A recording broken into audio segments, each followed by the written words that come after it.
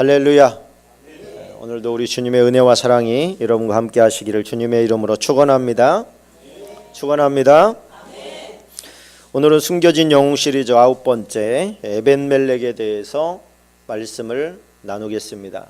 에벤멜렉에게 임하였던 은혜가 저와 여러분에게도 임하기를 주님의 이름으로 또한 축원합니다. 에벤멜렉, 제가 예전에 설교했던 것을 찾아보니까 2016년에 7월에 설교했던 기록이 있었습니다.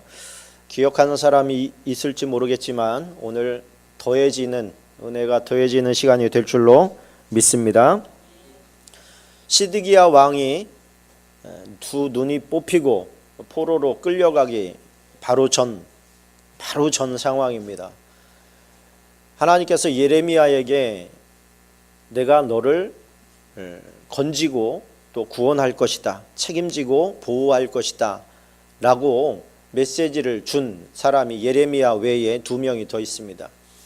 우리가 숨겨진 영웅 시리즈 5번째 시간에 나누었던 바룩이라고 하는 예레미야의 조력자였던 바룩이 그 한 사람이고, 오늘 나오는 구스인 넷이 에벤멜렉이 그 한 사람입니다. 하나님께서는 그 열악해진 환경 가운데 온 백성이 하나님을 믿는다고, 전쟁이 났으니까 사람들이 성 안으로 다 들어오고 성 안에서도 특별히 성전 중심으로 모여 있습니다. 그런데 이 사람들이 원하는 것은 뭐냐면 우리를 구원해 달라는 거예요. 구원해 달라. 하나님을 섬기지 않고 믿지 않았을 때, 제대로 믿지 않았을 때 하나님께서 그렇게 많은 선지자들을 보내서 경고하시고 너희 마음을 돌이키라고 그렇게 많이 이야기했음에도 불구하고 평안했을 때는 다 무시했습니다. 듣고 땡이었습니다. 근데 막상 밖에 군인들이 진을 치고 포위하니까 현실로 확 다가왔습니다. 그들은 와가지고 성전 앞에 엎드려서 기도합니다. 하나님, 우리를 구원해 주세요. 우리를 건져 주세요. 하나님을 우리가 바라봅니다. 그러면서 하나님 앞에 기도하는 무리들이 있었습니다. 근데 하나님께서는 그것을 인정하지 않으시는 거예요. 왜? 그것은 하나님을 찾는 게 아니라 하나님을 이용해서 자기들의 지금 문제를 해결해 달라는 거였기 때문에 그렇습니다. 그게 잘못된 겁니까? 성경은 잘못됐다고 말하고 있는 겁니다. 우리는 기도를 어떻게 생각하느냐? 내가 처한 문제들을 해결하는 방편으로서의 하나님을 생각하는 거예요. 하나님이니까, 나를 사랑하시는 분이니까, 그렇다면 내가 기도하니까 하나님 내 문제를 해결해 주세요. 근데 그 문제가 해결되면 어떻게 하죠? 다시 세상으로 나갑니다. 다시 하나님과 멀어집니다. 하나님은 그것이 나를 믿는 것이 아니라고 얘기하는 거예요. 하나님을 진짜 믿는 것이라면 나를 인하여 손해보더라도 핍박을 당하더라도 나를 떠나지 않는 것이 그게 나를 믿는 거라고 말씀하시는 겁니다. 근데 많은 사람들이 하나님을 오해하고 착각했습니다.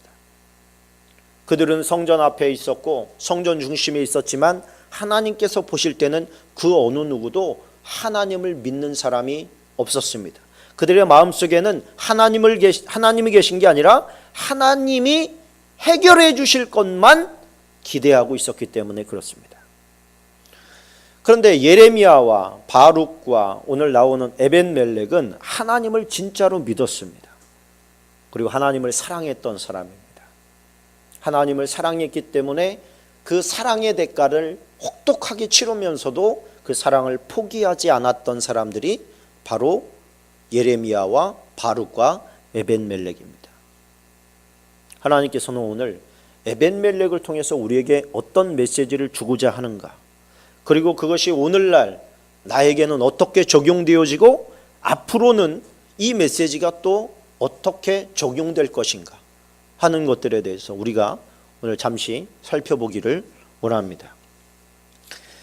예루살렘은 특별히 왕은 많은 내시들이 있었습니다. 우리나라에도 내시들이 있었고 우리나라뿐만 아니라 세계 모든 나라의 왕실에는 내시들이 있었습니다. 하나님 앞에서 고안이 상한 자는 여호와의 총회에 들어오지 못한다 라고 하는 하나님의 선언 때문에 이스라엘 사람은 내시를 만들지를 못합니다. 요즘으로 말하면 정관 수술을 시켜버리는 거예요. 그러니까 성기를 자르는 게 아니라 정관 수술을 시키는 거예요. 그래서 씨앗이 퍼지지 못하도록 그렇게 정관 수술을 시켜버리는 겁니다. 그걸 내시라고 하는 거예요. 옛날 우리 드라마 보면 내시는 목소리도 이상하게 하고 여성스럽게 하고 하는데 그건 그렇지 않습니다. 성기를 자른 것이 아니기 때문에 우리 아이 둘 이상 나면은 거의 정관 수술 예전에는 하지 않았습니까? 그렇다고 그 사람들의 목소리가 바뀝니까? 안 바뀌잖아요. 그러니까 조금 드라마가 잘못된 것이죠. 이것은 뭐냐면 자기의 자손을 퍼뜨리는데 내 인생을 쓰지 않고 왕을 보호하는데 내 인생을 쓰겠다고 하는 어떤 서약과 같은 것이에요.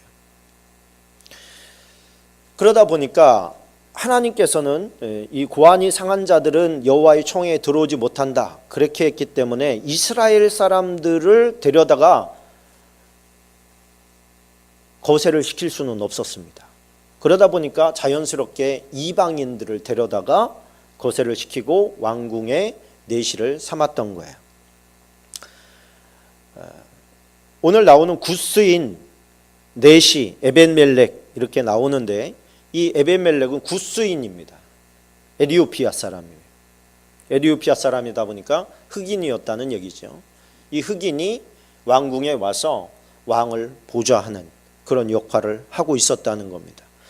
근데 내시들은 왕궁에 있는 왕궁 안에서 벌어지는 일을 다 꿰고 있습니다. 그리고 왕궁을 출입하는 사람들도 다 꿰고 있습니다. 그래서 각 사람들의 성격이나 소양이나 인격이나 이런 것들을 다 파악하고 있는 사람들이에요.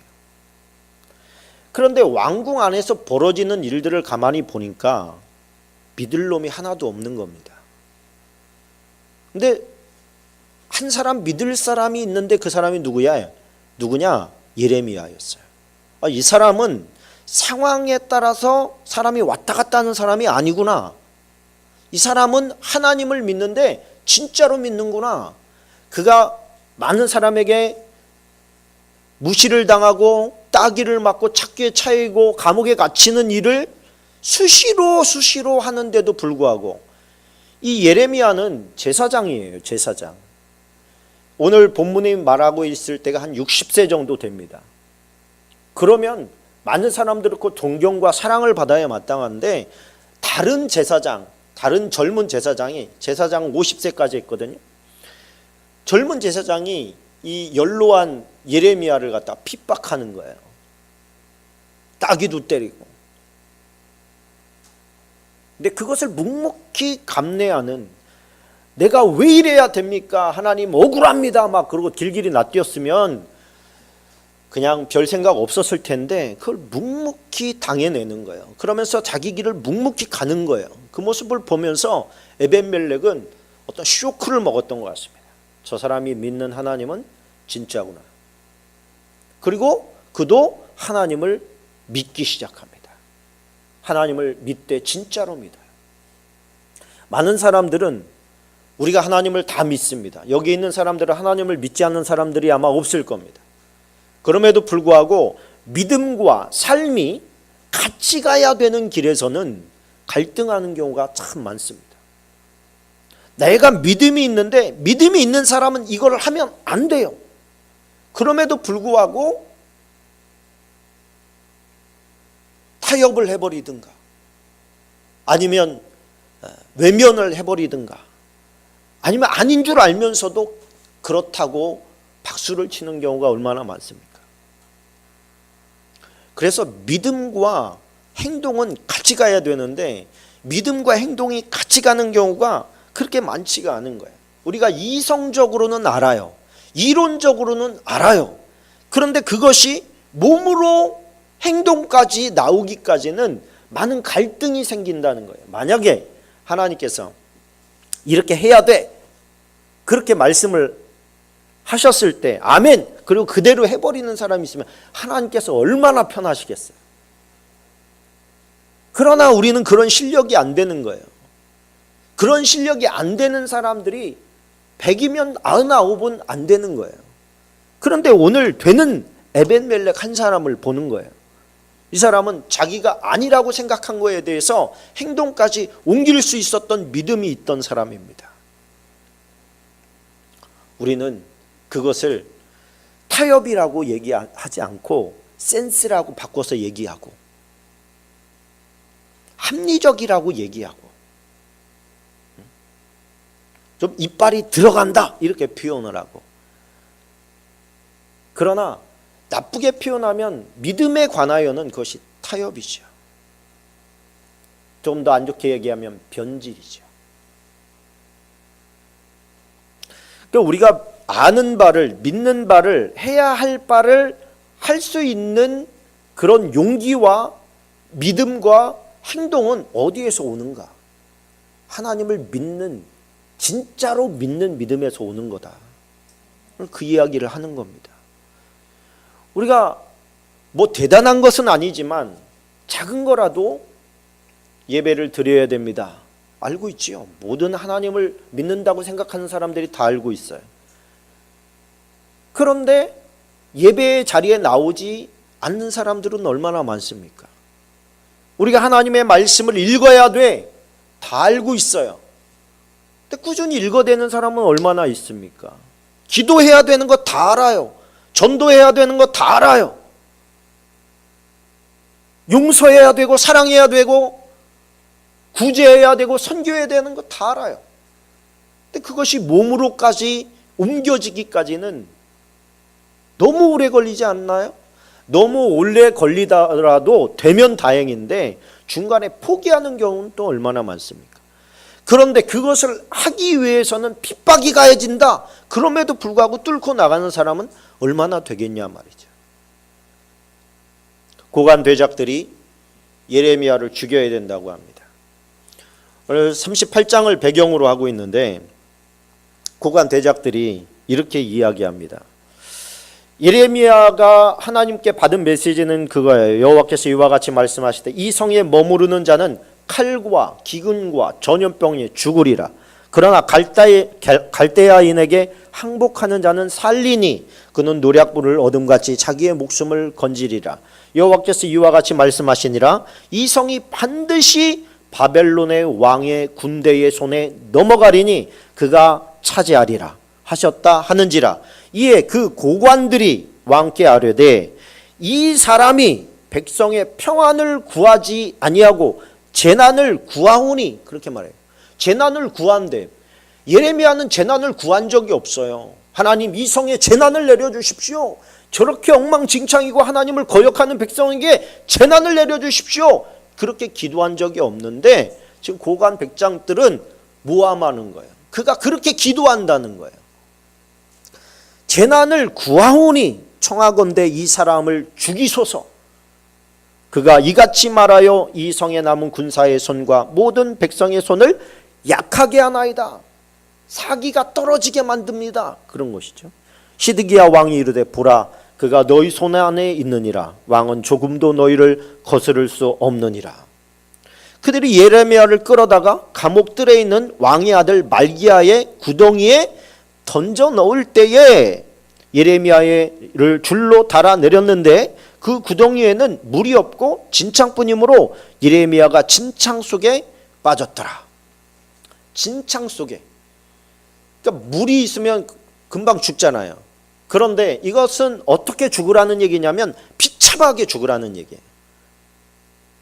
이 나이 많은 늙은 예레미야가 너 진창 속에 들어가면 진창 속에 누울 수가 있습니까? 물이 있습니까? 마실 물이 있습니까? 물이 있다 할지라도 얼마나 더러운 물이겠습니까? 그래서 서서히 고통스럽게 죽으라는 거예요. 거기에다가 가둬놔요. 예레미야는 그 진창 속에서 앉지도 눕지도 못한 그곳에서 서서 하나님 앞에 기도합니다. 그리고 하나님의 음성을 듣고 그 음성을 또 글로 기록합니다. 그 안에서 기록했다는 게 아니에요. 나중에 나와서 기록한 거예요. 근데 그렇게 예레미야가 진창 속에 갇혀 있을 때에 왕궁 내시 구스인 에벤멜렉이 그들이 예레미야를 구덩이에 던져 넣었음을 들으니라. 그때 왕이 베냐민 문에 앉았더니 에벤멜렉이 왕궁에서 나와 왕께 아뢰어 이르되 내 주 왕이여, 저 사람들이 선지자 예레미야에게 행한 모든 일은 악합니다. 이것은 고관 대작들이 이야기한 것에 대해서 왕이 결정한 것인데, 왕의 결정에 대해서 일개 내시가 왕이 잘못한 겁니다 이렇게 얘기한 거예요. 목숨 걸고 하지 않았겠습니까? 당연히 목숨을 걸고 하는 거예요. 시드기야 왕은 우유부단한 사람입니다. 적당히 얘기해선 들어먹을 사람이 아닌 거예요. 왕의 생각은 어떠십니까? 이렇게 접근해서는 통하지 않아요. 단호하게 얘기해야 됩니다. 그럼 둘 중에 하나예요. 내가 죽든지 아니면 왕이 말을 듣든지. 에벤멜렉은 그 안에 있던 사람들을 다 알고 성격까지도 다 파악하는 사람이었기 때문에 왕의 성정을 그대로 잘 파악하고 제대로 찌른 겁니다. 왕이 잘못한 겁니다. 이 모든 일은 악합니다. 성중에 떡이 떨어졌거늘 그들이 그들을 구덩이에 던져 넣었으니 그가 거기서 굶어 죽을 겁니다. 왕이 구스 사람 에벤멜렉에게 명령하여 이르되 너는 가서 여기서 30명을 데리고 가서 선지자 예레미야가 죽기 전에 그를 구덩이에서 끌어내라. 에벤멜렉이 사람들을 데리고 왕궁 곳간 및 방에 들어가서 거기서 헝겊과 낡은 옷을 가져다가 그것을 구덩이에 있는 예레미야에게 밧줄로 내리며 구스인 에벤멜렉이 예레미야에게 이르되 당신은 이 헝겊과 낡은 옷을 당신의 겨드랑이에 대고 줄을 그 아래에 대시오. 예레미야가 그대로 하매 그들이 줄로 예레미야를 구덩이에서 끌어낸지라. 예레미야가 시위대 뜰에 머무니라. 여러분, 예레미야가 죽을 수밖에 없는 상황 가운데 하나님께서는 내가 너를 건질 거다, 너를 지킬 거다, 너를 보호해 줄 거다, 그 약속을 들었어요, 예레미야는. 그런데 환경은 어떻습니까? 죽을 수밖에 없는 곳에 갇혀버린 거예요. 성 안에 자기를 위해서 변호해 줄 아무도 없다고 이미 예레미야는 알고 있어요. 죽을 수밖에 없는 상황 가운데 고립된 거예요. 하나님께서는 에벤멜렉의 마음을 감동시키시사 그 안에 있는 하나님을 믿는 믿음을 보시고 그의 마음을 감동시켜서 감히 목숨 걸고 왕에게 직언할 수 있는 믿음을 주신 겁니다. 그래서 가서 그를 이끌어냅니다. 이끌어내요. 그런데 이 시드기야 왕을 보십시오. 시드기야 왕이 그 죽을 고비에 있던 사람을 끌어냈는데 다시 부릅니다. 예레미야야, 너 혹시 그 안에서 하나님께 받은 메시지가 있냐? 다시 말해봐라. 예, 받은 메시지가 있습니다. 하나님께서 말씀하시기를 이 성이 반드시 망한다고 했습니다. 또 말씀하신 겁니다. 어떻게 해야 되겠냐? 왕에게 항복하십시오. 바벨론 왕에게 항복하십시오. 야, 그러면 이미 항복하고 가 있는 이스라엘 백성들에게 내가 얼마나 수치스럽겠냐? 이제 와서 항복하면. 왕은 그런 생각 마시고 훈리를 도모하십시오. 항복하십시오. 이렇게 얘기합니다. 여러분, 사람이 그 정도 고통을 당했으면 만약에 가짜라면 나와서 왕이 또 불러요. 똑같은 말 하겠습니까? 자기가 한 말 때문에 그 죽을 장소에 갇혀 있었는데 나와서 같은 말을 또 하겠냐는 거예요. 근데 예레미야는 또 합니다. 같은 말을 또 합니다. 그것은 무슨 얘기입니까? 하나님의 말씀이라는 얘기, 하나님의 뜻이라는 얘기. 그 뜻을 나의 평안과 바꿀 수 없다는 거예요. 나의 안식과 바꿀 수가 없어, 하나님의 말씀을. 그래서 그 말씀을 다시 전합니다.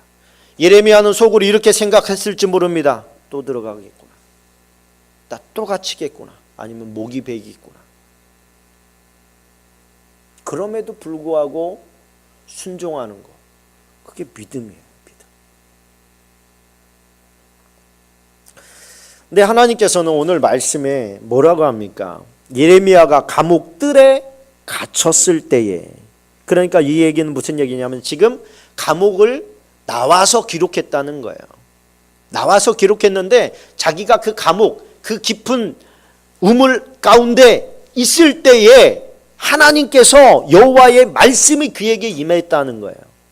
뭐라고 임했느냐? 너는 가서 구스인 에벤멜렉에게 말하기를 만군의 여호와 이스라엘의 하나님이 말씀에 내가 이 성에 재난을 내리고 복을 내리지 아니하리라 한 나의 말이 그날에 네 눈앞에 이루리라. 여호와의 말씀이니라. 내가 그날에 너를 어떻게 한대요? 구원하리니. 구원하리니 이는 네가 나를 믿었습니다.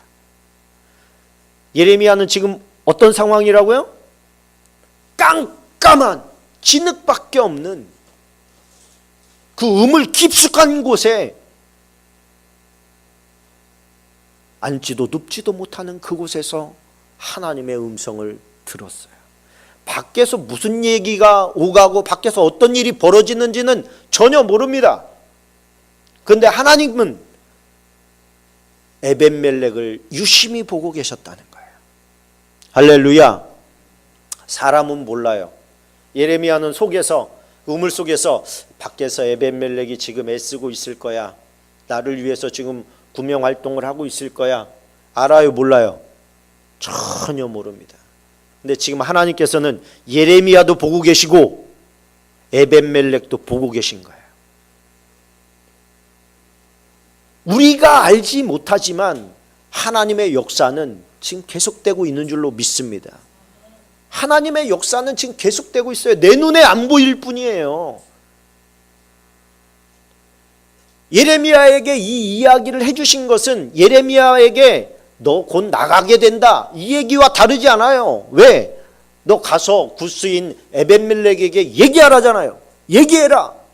그 얘기는 무슨 뜻이에요? 너 곧 나갈 거야. 그 얘기 해주시는 거예요. 희망을 주시는 거예요. 암흑 가운데 있지만 하나님의 말씀은 우리의 등불이 되는 줄로 믿습니다. 너 나가게 될 거야. 나가서는 에벤멜렉에게 내가 너를 지킬 것이고 보호할 거라고 너 가서 전해라. 왜요? 하나님, 그가 나를 믿었어. 그가 나를 믿었어.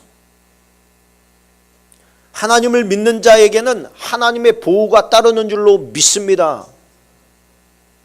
여러분, 이 말씀이 이제는 나에게는 어떻게 적용이 되냐면, 여러분, 앞으로는 환난의 시대가 우리를 기다리고 있습니다.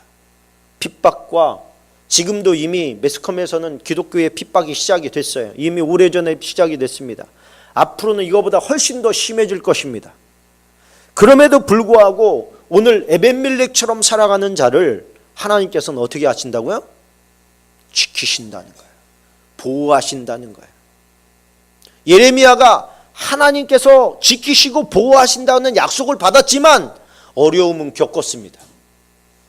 힘듦은 겪었습니다. 그럼에도 불구하고 하나님의 말씀은 그대로 이루어졌습니다. 여러분, 지금 잘해야 됩니다. 환난과 역경의 시대가 시작되면 사람들이 하나님 앞에 와서 기도할지를 몰라요. 예배당으로 막 그제서야 들어올지 모릅니다. 그러나 그들의 내용이 뭐겠습니까? 다 지금 내가 처한 이 어려움을 해결해 달라는 기도뿐일 거예요. 하나님과의 긴밀하고 내밀한 교제가 아니라 다 내 문제 해결해 달라는 거예요. 내 문제. 그건 하나님 앞에서 볼 때에 그건 믿음이 아닌 거예요. 그거는 불교에 가서도 할 수 있고 이슬람에 가서도 할 수 있어요. 어디서나 사람들은 자기의 문제 해결해 달라고 하는 신을 부릅니다. 그때는 만날 수 없는 거예요. 진짜가 아닌 거예요. 그때는. 진짜는 뭐예요? 지금이에요. 지금. 예레미야가 환란이 시작된 다음에 하나님을 믿었습니까? 그렇지 않아요. 평상시의 모습이 그의 진짜 모습입니다. 사람은 위기 때에 뭐가 나온다 그러는데 사실은 평상시의 모습이 그의 모습이에요. 그리고 실력은 평상시에 갖춰놔야 되는 거예요.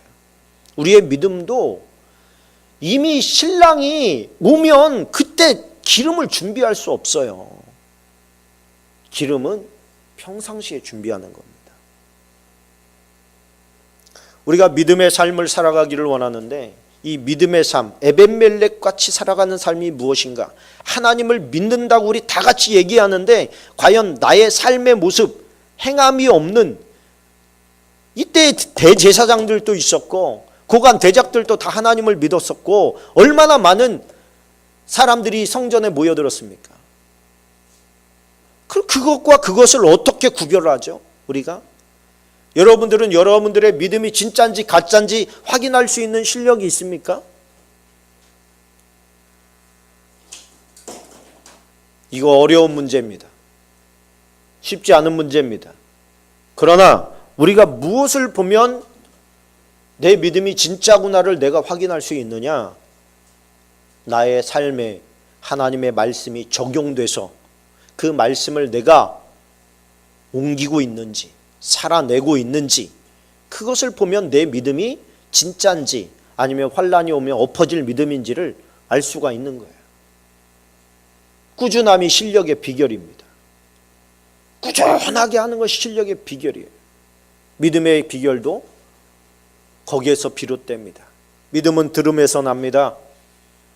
더 강한 믿음은 더 많은 말씀을 들음에서 납니다. 에벤멜렉은 하나님의 메시지, 선포됐던 하나님의 메시지를 그대로 믿었습니다. 사람들은요, 자기가 원하는 메시지를 들어요. 그런데 믿음의 사람은 하나님의 메시지를 그대로 듣습니다. 내가 원하는 메시지, 내 마음에 합한 메시지, 내 생각과 동일한 메시지를 듣는 게 아니고 그냥 주어진 하나님의 말씀을 듣는 거예요. 고관 대작들은 뭐라고 합니까? 저놈이 사기 떨어뜨리는 말을 한다. 그 뭐예요? 내 생각, 제가 지금 저런 선포를 하면 안 되는 건데 왜 저런 말을 하고 다녀요? 이렇게 얘기하는 거예요.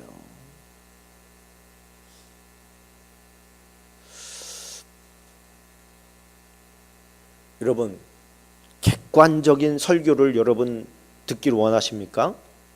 객관적인 설교는 없습니다. 제가 설교자라서 얘기할 수 있는데 설교라고 하는 것은 목회자의 생각을 거쳐서 나오게 돼 있습니다. 어느 누구의 목사의 말도 마찬가지입니다. 그런데 객관적인 설교는 뭐예요? 하나님의 말씀입니다. 이 말씀은 객관적이에요. 절대적으로 객관적이고 나 자신만을 향해서 던져주는 메시지예요. 그래서 여러분, 설교를 의지하면서 여러분들이 신앙생활을 하면 여러분 가짜일 가능성이 많습니다. 담임 목사 닮은 성도가 될 가능성이 매우 큽니다. 근데 담임 목사가 잘못된 사람이면 어떻게 할 거예요? 담임 목사가 가짜면 어떻게 할 거예요? 그 사람 따라서 소경을 인도하면 둘 다 구덩이에 빠지는데 나도 빠질 겁니까? 나에게 주시는 단도직입적인 메시지는 하나님의 말씀인 줄로 믿습니다. 말씀 떠나서는 승리할 수 없습니다. 믿음이 반듯하게 커갈 수 없습니다. 그래서 오늘 말씀을 여러분들이 깊이 묵상하면서 하나님 에벤멜렉을 닮을 삶을 살아가고 싶습니다. 내가 불리하더라도 하나님의 뜻이 확실하면 그것을 선택하고 행동할 수 있게 해주십시오. 머릿속으로만 알고 있는, 머릿속으로는 이러면 안 되는 거 알지만 나서기에는 너무 부담스러워서 자꾸 꽁무니만 빼는 그런 모든 사람들이 아니라 이 톡 도드라진 에벤멜렉. 지금은 얼마나 하나님의 말씀에 순종하기가 수월한지 아십니까? 지금은 성령께서 도와주십니다. 이때에는 우리가 마음은 원이로되 믿음이 연약해가지고 못합니다, 이런 말을 입에 달았다면 지금은 그럴 수가 없어요. 왜? 성령께서 계속 말씀하실 텐데, 계속 도와주실 텐데, 내가 결정만 하면 성령께서 쉽게 갈 수 있도록 도와주실 텐데, 우리는 변명할 수 없습니다. 하나님 앞에, 말씀 앞에 진실하게 설 수 있는 여러분들 되기를 원합니다. 그래서 이 마지막 환난 때에 하나님께서 예레미야와 바룩과 에벤멜렉을 건져내신 것처럼 마지막 심판이 오고 환난이 오고 역경이 오고 그럴 때 하나님께서 제대로 신앙생활을 하는 저와 여러분부터 보호하시고 건져내시고 이끌어 가실 것을 우리는 믿습니다. 에벤멜렉의 신앙을 나에게 주십시오. 이 사람의 믿음을 나에게 주십시오. 우리 이 시간에 함께 기도하겠습니다. 타협하는 게 아니고 적절하게 분위기 살펴가면서 그렇게 가는 게 아니라 하나님의 말씀 앞에 온전히 순종할 수 있는 나의 모습 되게 해달라고 우리 하나님 앞에 기도하십시다.